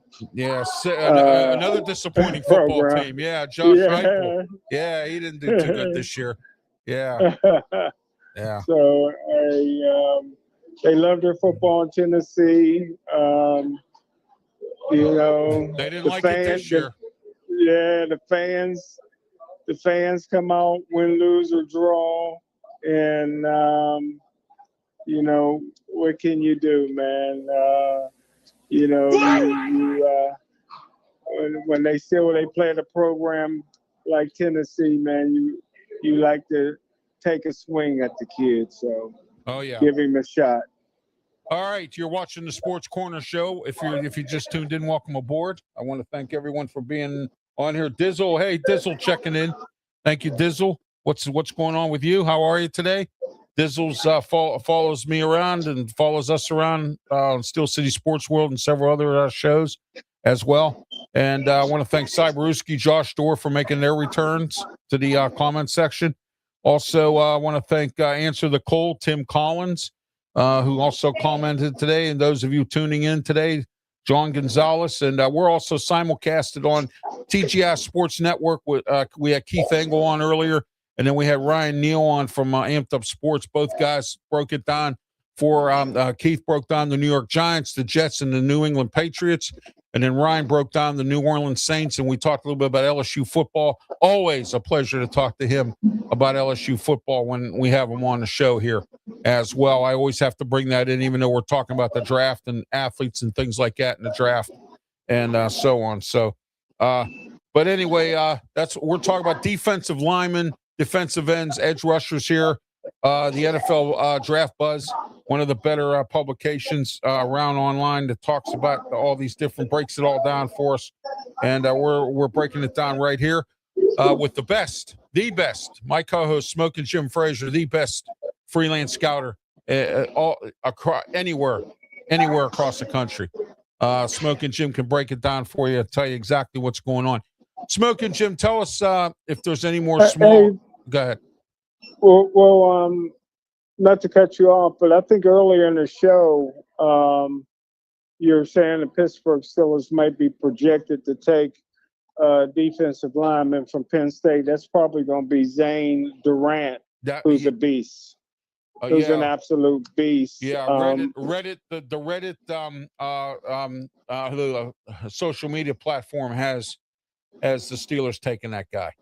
So I'm kind of surprised that they would slot him with the Steelers because he's only 6'1", 285, so he can't play defensive end in the 3-4 defense, and he's too small to play nose guard. but he's an absolute beast. Like I said, a 4-3 defensive tackle. Okay, Smoking Jim. 4-3. Smoking Jim, I got to correct myself, and I made a mistake. All right, Reddit has the Steelers taking guard from Penn State, and a guard. Oh yeah, Olivega Looney. Or Looney or whatever his name is. That makes more sense. You pronounce names pretty good, and I said I know he's going to pronounce Zane Durant. Yeah. Oh, I can pronounce Zane Durant. Yeah, I do the best I can with names. And then they got the Steelers in the second round here because they did a 2-round draft. Reddit did, and they have the Steelers taking the Brennan Thompson wide receiver from Mississippi State. That's who they have. This is their first 2-round draft for the Steelers for Reddit. So I just want to let you know that one. So, and they have the Raiders. Well, of course, everybody has the Raiders taking Fernando Mendoza, and then they have the Jets taking David Bailey. And I'm looking to see who our AFC North guys they got. They got the Ravens taking Spencer Fano, offensive tackle from Utah, Smoking Jim, and then the Browns they have taken Carnell Tate, wide receiver from Ohio State. They have him going at number 6 in the draft. And then they have, and then the Bengals. Let me see where the Bengals are here. I think they pick at number 10. They're going to take, they have, the Reddit has them at Mansour Delane, Mansour Delane, cornerback out of LSU. So that's our AFC North there, Smoking Jim, for the first round. So there you go. Just to let you know about that. And the Saints, they have them picking Chris Johnson, cornerback out of San Diego State. They have the Saints picking. That's in the second round. I'm sorry. The Saints in the first round, they're going to be picking Reuben Bain, edge rusher out of Miami. So there you are there. Casey's Concepcion, they have the Steelers linked to him in some mock drafts going number 30 to the Dolphins, which is a pick that they got from Denver. All right. And some of the other wide receivers is Denzel Boston. They have the Steelers. I've seen some mock drafts with his name come up. Reddit has him going to the Patriots at 31. So, by the way, here we go. You ready for this one, Smoking Jim? Yes, sir. All right. Reddit has in their first 2 mock draft. You ready for this? Guess who they have going to the Texans at number 59 in the second round? Who? Kyle Lewis, linebacker Pitt. Really? Yeah, they got him going at number 59, which is their second round pick to the Texans. Ain't too shabby. They got him ahead of Chris Bell, a wide receiver from Louisville that I think that the Steelers should look at if he's available in the second round. Or whatever. Yeah. Wow. They got him going to the Rams in the second round. And I'm also going to be presenting mock drafts from many different folks, whether it's NFL or whatever. And, so look, you can watch all the experts that get overpaid, but you watch this program and you got the best scout right here as my co-host and myself. We break it down. We break it down on the Sports Corner radio show, too, with Luther and Claudio. We all break this stuff down. And we break it down right, and we break it down well, and we don't get paid nowhere near what those folks get paid. So, I mean, and they're supposed to be so-called experts. We all know where that comes from. So, but anyway, Ty Simpson here. Reddit has Ty Simpson going number 26 in the first round, Smoking Jim, to the Arizona Cardinals. That's where they have Ty Simpson going. I know you're high on him, so, But I just want to let you know that, Smoking Jim. So, all right, let's get where they got him going. Number 26 in the draft from a trade for a pick. Arizona accumulated a 26 pick. It doesn't say who they traded with. Number 26 pick in the first round to the Arizona Cardinals. Well, Mike LaFleur is their new head coach here, former offensive coordinator down in the Rams, and Matt LaFleur's brother. So, he's their new head coach there. So they're going to be worrying about why do you think they got rid of Kyler Murray? He wants to start over with a new quarterback. So we'll see what goes on down there, So, but anyway, all right, let's get back to the NFL buzz here. Whoa. Let's get back to the NFL buzz here. Let me see where we're at here. Okay, here we go. All right, let's get back to number. All right, let's look at. Okay, hold on. No, I don't want to do that. What the heck is going on here? All right, here we go. All right, back to the NFL buzz. All right, let's look at. Let me see here. Daryl Jackson Jr. From the. What the heck? Oh, he's from Florida State. Daryl Jackson Jr. 315.65. Your thoughts, Smoking Jim? Defensive tackle. They got him number 21 rated in the NFL buzz. Go ahead. Oh, definitely. Oh, yeah. Yeah, definitely. Yeah, and they got number 22 Anthony Lucas. He's a edge rusher, defensive end. They got him at 6'6", 250. He's from South Carolina. What do you think of this Anthony Lucas? Ooh. Again, super freak, but doesn't fit the Pittsburgh Steelers defensive line. Yeah, I know. Yeah, I got you. All right, here we go. Defensive end edge rusher. But I don't know if the Steelers are going to take him because they've been taking too many edge rushers in the first round, so we'll find out. But if he's sitting there, would you take him? Number 23, Caton Curry, Ohio State, 257, 6'3", running a 4.78 in the 40. Your thoughts? Go ahead. Say that again. I'm sorry. Caton Curry. Breaking up. Caton Curry, defensive end edge rusher. Caton Curry, Ohio State, 257. He's a little light in the sun there, but 6'3", edge rusher, defensive end. Yeah, I take it and move. Moving. Even if you didn't have him on the list, linebacker. I'd do something with him. You know what I mean? He's a ball player. You know. Yeah, he's another Jack Sawyer. Yeah. I called it, Jack Sawyer. You did. You sure did. I called it. You sure did, brother. I said Jack Sawyer. I said take him, and they did. And look, it's just too bad my Khalib Johnson didn't work out. From Iowa. Khalib Johnson. They all can't work out, right? Yeah, I got to be wrong sometimes. I'm always right most of the time, but I got to be wrong sometimes. So, all right, let's go into. Let's see who else we have or we didn't cover.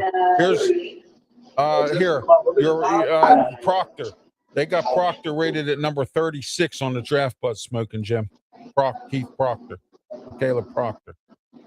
Well, again, when you got red flags, he's young. Oh, you talking about Proctor? I thought you were talking about the Caleb from Ohio State. No. Yeah. I thought you were talking about Caden McDonald, but Proctor. What about Proctor? That's my number one. They have him rated at number 36 here. That ain't bad. That's higher than I thought. That's higher than I thought. Yeah.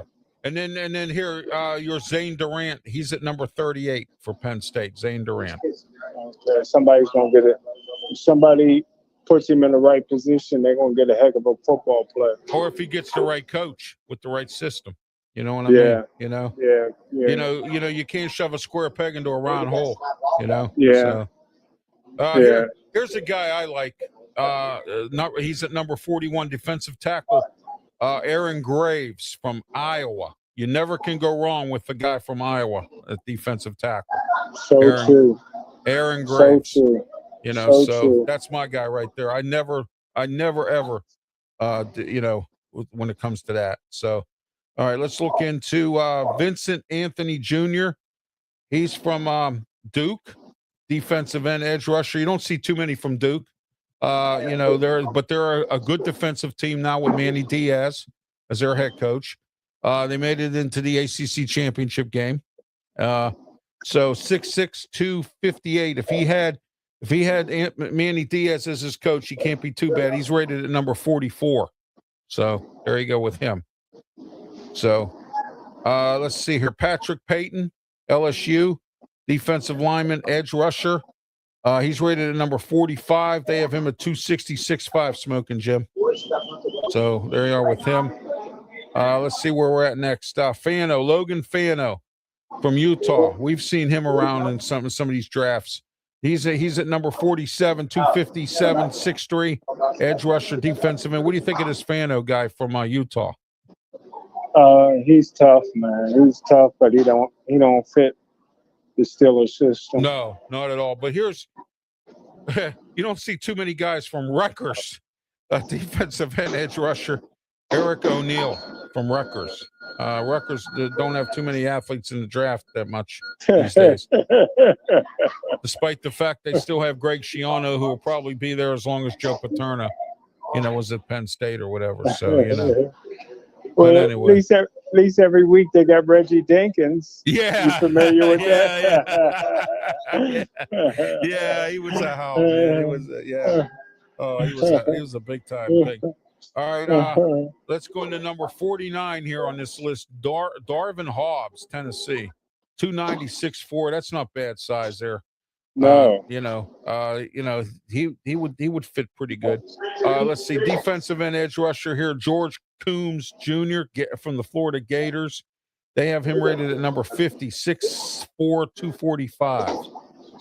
So let's see here. Next, we have number 51, defensive end Tyler Onadim, Texas A&M. Now, if you come from Mike Elko's school and you're on defense, you're coached pretty good because Mike Elko knows how to coach defense at Texas A&M. He's their head coach, and he's whipped Texas A&M into shape. He's got them physical. He's got them playing his brand of football that he likes. He did it at Duke, and he's doing it now at Texas A&M. So you see where they went this year, Smoking Jim. So Devon Eastern. How about Devin Western instead of Eastern? There we go. He's with Arizona, 315, 6'5". This ain't a bad size here, 52 rated. So a lot of guys, big time ratings here, Smoking Jim, with some of these guys. We're going to wrap this up a little bit early. I got some announcements to make anyway, and we're going to wrap this up a little bit. Your thoughts on some of these guys, and I'm all the way up to number 60 here. And Dermonti Williams from Oklahoma. There's a few UCLA, Gary Smith III. So UCLA's not, well, once in a while they pump out a defensive player here and there. But Georgia, here we go. Jordan Hall, 320, 6'4". He's rated number 56 defensive lineman. So, you can't beat a Georgia athlete there except for Bumrick Jones. Smoking Jim, your thoughts on Broderick Jones? You think he comes back or what? I mean, he's having that neck fusion surgery. That's not very pleasant. Takes a while to recover. I've seen wrestlers get it. They were down 18 months or more. Randy Orton had back fusion surgery. He was down 18 months or more. With neck fusion surgery, he could be down for a little while. And now the Steelers got to figure out where they go with him. So what do you think? Well, he couldn't play with a healthy neck. Again, I think that the Pittsburgh Steelers will let you know what they think about Broderick if they take an offensive lineman, a tackle in the first round. Blake Miller out of Clemson is somebody that is more than capable of stepping right in as a rookie. Maybe move to Samoan from right tackle to left tackle where he played in college at left tackle, and put Blake Miller, who played his whole career at Clemson, at right tackle. So if they do something like that, then you know that they've soured a little bit on Broderick, because the main thing now is the money is just going to be substantial. Yeah. He's ready for his option year pretty soon. So you have to make a decision. And like you said it best. There's probably no better money cruncher on the planet than Omar Khan. I mean, that's what he does. Yeah. The Steelers haven't been up against the cap since he got promoted. So you got to give it to him. He's doing that 12 hours a day, Well, you got for Philadelphia is the real true GM. Yeah, Andy Weidel. Out. Andy Weidel's your GM. I believe that. I just think they gave that to him to keep him. That's what I believe, because if he would have went anywhere else, he was going to be a GM. So I mean, and they gave him enough money for him to stay too, because they knew if they lose him, they're done. I mean, it's that simple. I mean, guys like that are a dime a dozen, and you got to keep them. So, and that's what the Steelers have done. So, all right, just some announcements coming up. Don't forget, tomorrow's The Way I See It, Delmarva edition is. We'll be back April 1st. When we come back April 1st, which is next Wednesday, we will be back as the Ralph's Opinion Show, The Way I See It, Delmarva edition. We're going back to that format. Ralph's Opinion Show here.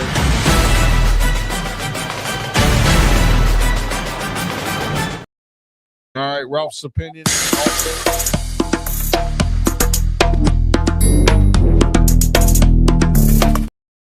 The Ralph's Opinion Show, we start at 7:30 every Wednesday, starting again next Wednesday, April 1st, April Fool's Day. And then we have immediately following at 8 o'clock, we'll do The Way I See It, Delmarva edition. So lots to talk about as well. And don't forget tomorrow, live call-in show at my show in Philadelphia, the Ralph Williams Show. Here it is, 8:60 a.m. WWDB. Tomorrow, live call-in show. I want your phone calls tomorrow. Every fourth Wednesday of the month, we have a live call-in show. Here it is.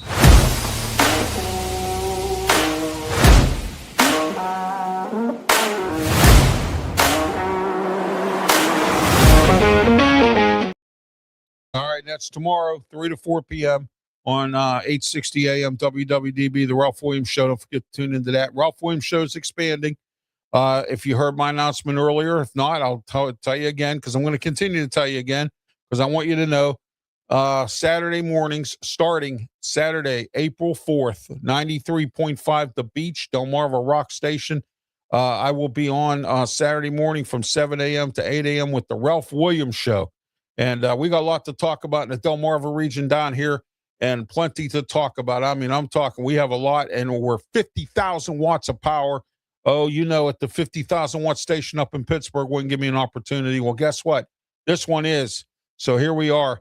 And it's going to turn into the weekend of Ralph. No more of the Saturday triple header, the weekend of Ralph, because don't forget the Ralph Williams Show, 8 a.m. to 9 a.m. on 1250 The Answer, 92.5 on the FM dial up in Pittsburgh here. And here's that. And also on Sunday, 10 a.m. to 11 a.m. on 1250 a.m. The Answer, 92.5 on the FM dial. My co-host, as always, every Sunday with me is Tony Moreno. And we have a lot to talk about this weekend, including Pittsburgh City Council and the ICE vote. We'll have all that coming up this weekend, so tune in. Here it is.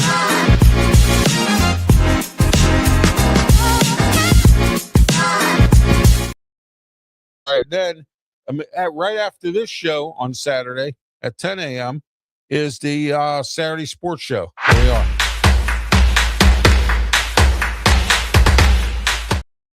All right, and that's right here on YouTube, Facebook, Twitch, Twitter, X, and the Kick Network, and also on and the Kick Network as well. So just want to let you know about that one. And then also, and this week we have Ray Cruz coming on the Saturday Sports Show. He's going to be talking with us about the Jacksonville Jaguars and what they're doing. But guys that I can't get on Tuesdays to come on will come on Saturdays with us. So I just want to let everyone know that. All right, because due to scheduling conflicts, I can't get everybody on Tuesday. And then to fill out the Saturday, the weekend, the Saturday of Ralph Williams, here we are, 2 to 3 p.m., 1250 The Answer, 92.5 on the FM dial, theanswerpgh.com. The Sports Corner radio show with me, Ralph Williams, Smoki, Jim Frazier, Claudia Rosano, and Luther Dupree. And like I said, don't forget Sunday, 10 a.m. to 11 a.m., the Ralph Williams Show. And don't forget tomorrow, the live call-in show.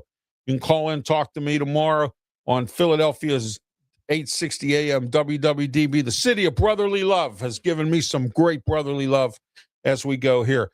Smoki and Jim, any final thoughts before we wrap it up?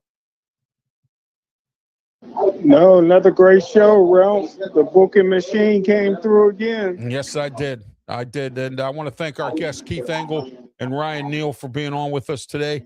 Next week, we're going to have some other guests. I'm working on a bunch of guys. Get them on here. We're going to cover all 32 teams, as I promised. I'm working on getting somebody from all 32 teams on here. We've already covered about a dozen.